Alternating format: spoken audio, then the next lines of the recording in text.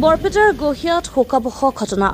গৰু চৰাবলৈ গৈ পানীত পৰি মৃত্যু ৬০ বছৰীয়া বৃদ্ধাৰ।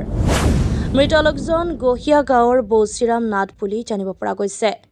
পৰিয়ালৰ লোকে জানিব দিয়া মতে পুৱা পথাৰলৈ গৰু চৰাবলৈ নিয়াৰ পাছতে সন্ধানহীন হৈ আছিল বৌচিৰাম নাথ নামৰ লোকজন।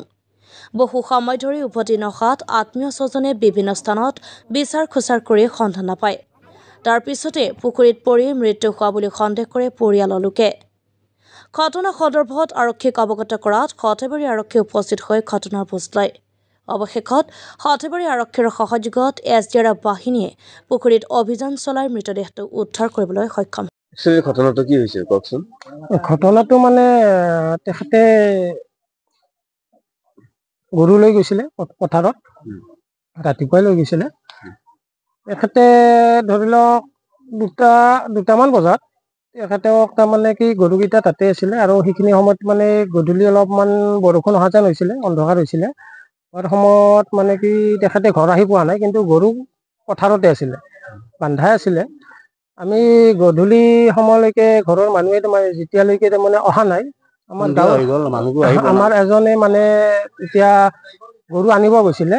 গৰুকেইটা তাতে দেখা পাই মানুহজন বিচাৰিলে, মানুহজন পোৱা নাই। ঘৰত খবৰ দিলে মানুহজন ঘৰত আছে নেকি, ঘৰতো নাই। তেতিয়াৰ পৰা তাৰমানে কি তেখেতক বিচৰা খাচৰা হ'ল, কিন্তু আমাৰ সন্দেহ হ'ল যে মানুহজন হয়তো পানীত পৰিলে চাগে। পুখুৰীত যিটো পুখুৰীত মানে গৰু গা ধুৱাইছিলে সেইটোত পৰিল চাগে। সেইটো সন্দেহ কৰি কিনে আমি চালোঁ, গাঁৱৰ মানুহখিনি গোটেইখিনি লগ হৈ আমি গোটেইখিনি চালোঁ, কিন্তু পোৱা নাই। অৱশেষত আমি SDRF বিত আমি যোগাযোগ কৰোঁ। তেখেতসকলে আহি কিনে তেখেতসকলে আমাৰ মানুহজনক মৃত অৱস্থাত উদ্ধাৰ কৰিছে। হয়।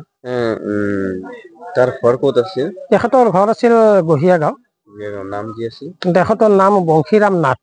বয়স কিমান? বয়স ৬০ পৰা ৬৫ বছৰ হ'ব তেখেত। ল'ৰা ছোৱালী আছিল? ল'ৰা এজন, ছোৱালী দুজন। ছোৱালী দুজন বিয়া হৈছে। ঘটনাস্থলীত সৰ্থেবাৰী আৰক্ষী হয়, ঘটনাস্থলীত সৰ্থেবাৰী আৰক্ষী উপস্থিত হৈছে। এতিয়া এই চৰকাৰক কি আহ্বান?